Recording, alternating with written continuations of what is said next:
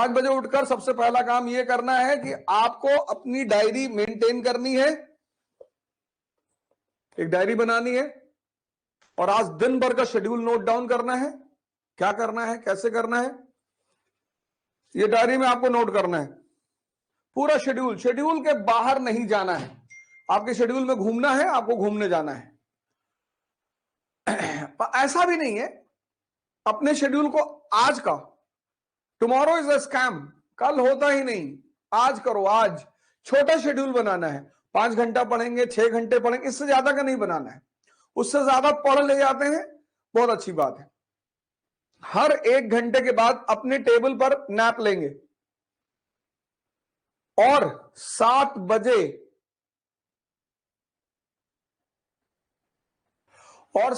Class खत्म होगी। सभी लोग अपने माँ बाप को चरण स्पर्श करेंगे। जिनके माँ बाप उनसे दूर रह रहे हैं वो उनको फोन करेंगे। डेली माँ बाप का आशीर्वाद लेना, ये सारा खेल आशीर्वाद का है। कोई भी व्यक्ति या राष्ट्र गुलाम तभी बनता है जब वो कमजोर होता है। ये लाइन बहुत इंपॉर्टेंट है।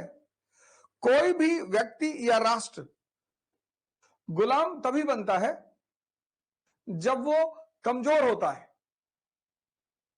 तो ये बात और याद रखना है, पढ़ना है, नेता नहीं बनना है। हमारे लिए इतिहास में जितने भी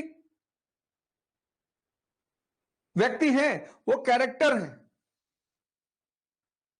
उनसे रिश्तेदारी नहीं करनी है। उन्हें आदर्श बना सकते हैं अगर उनसे कुछ सीखना है तो।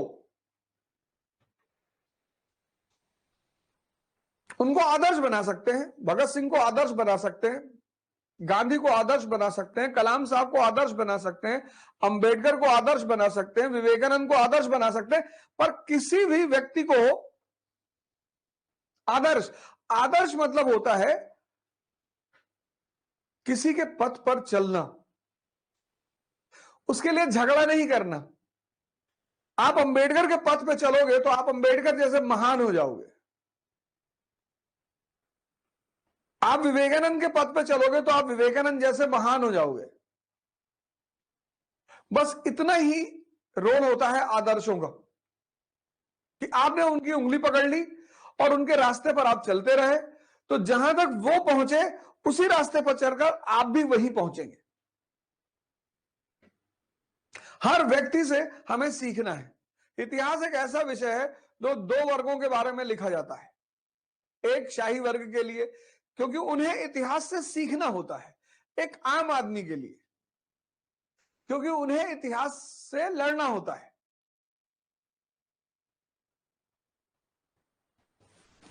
समझना है इस बात को।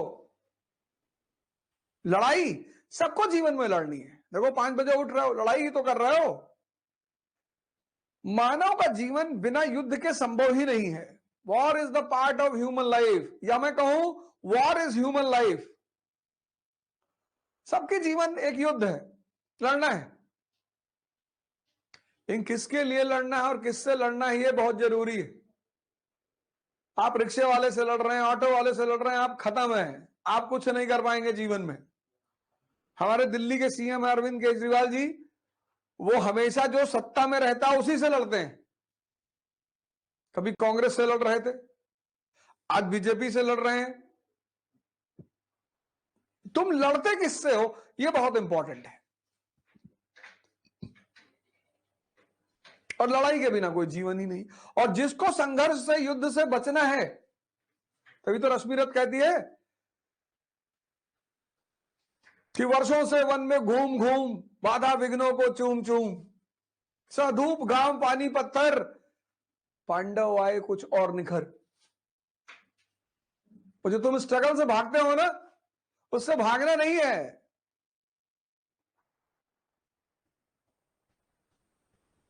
सौभाग्य न सब दिन सोता है, देखें आगे क्या होता है। वर्षों से वन में घूम घूम तो रखना है। और जिस राजा ने इस फॉर्मूले का उल्लंघन किया वो मारा गया। राजा ही नहीं, व्यक्ति भी। Policy depends upon priority. तुम्हारी जो नीति है, policy depends upon priority.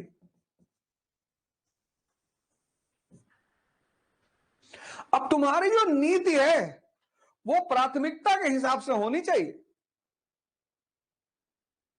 Ashok, विभिन्नतावादी Bharat पर उसका शासन है, कटक से अटक, गुजरात से नॉर्थ ईस्ट, तो उसकी नीति क्या है? धम्म। इसलिए तो महान है वो। जो व्यक्ति अपनी प्राथमिकता को ध्यान में रखकर नीति बनाएगा।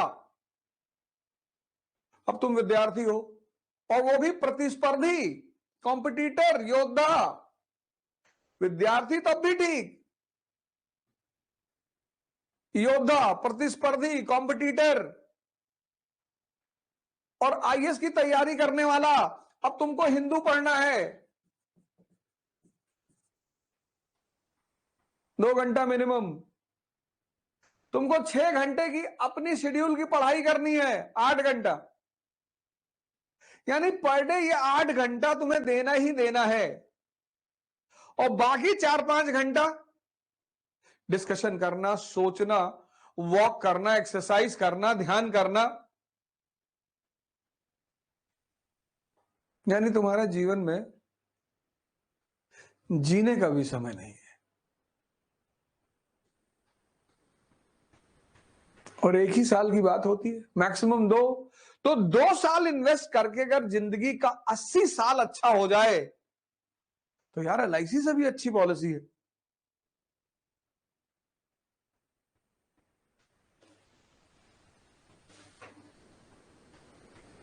अब इस प्राथमिकता में जब 8 घंटा तुम पढ़ना है, अब तुमने प्रेम कर लिया,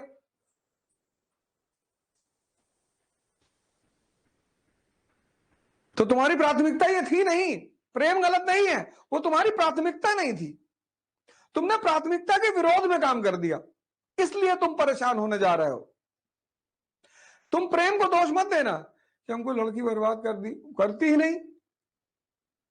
जो जो एप्लीकेशन डालता है कि हमको बर्बाद कर दो, हमको बर्बाद कर दो, तो किसी किसी की इच्छा पूर्ति करती है। इसको बोलते हैं P = P। पॉलिसी किस पे डिपेंड करनी चाहिए? प्राथमिकता की।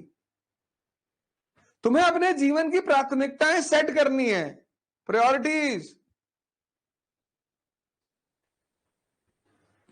अब बहादुर 50% लोग अगर तुमसे दुनिया में नाराज हैं तो तुम महान हो, और 70 अगर नाराज है तो तुम टेक्निकल आदमी हो, और 100 अगर नाराज हैं,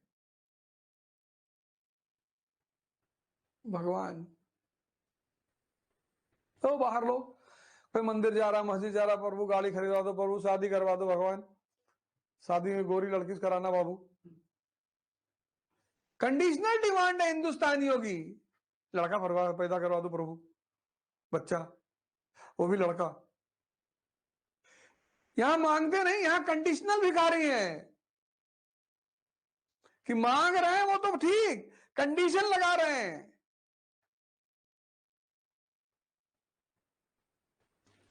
जब क्लास खत्म होगी तो उनका पैर छू लेना, वो तुमसे दूर रहते हैं तो उनको फोन कर लेना।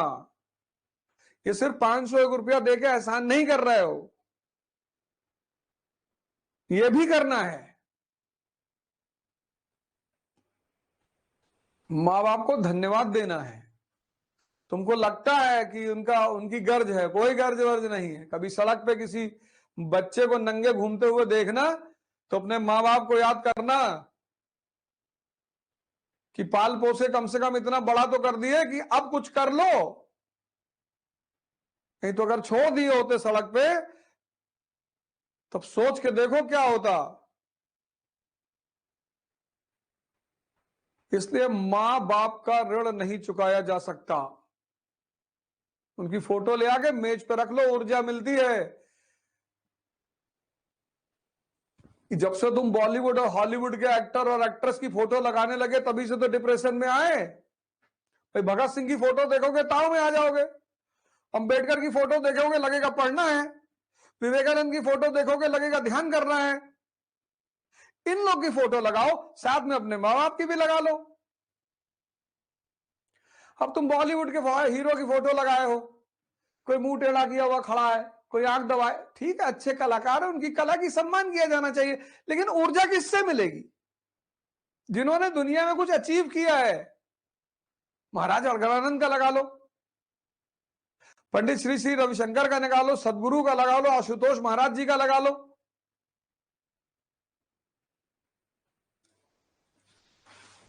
इसलिए हिंदू मूर्ति पूजा करते थे, क्योंकि मूर्ति से ऊर्जा लेते थे, उसे गौर से देखते थे तो उससे ऊर्जा लेते थे, उसी ऊर्जा में काम करते थे। ऊर्जा लेने छोड़ के मूर्ति के सामने भीख मांगने लगे, मूर्ति भी हंसने लगी कि हमसे काम मांग रहे हो भैया। मैं नहीं कह रहा हूं, स्वामी दयानंद सरस्वती कह रहे हैं अपनी किताब सत्यार्थ प्रकाश में। टेंशन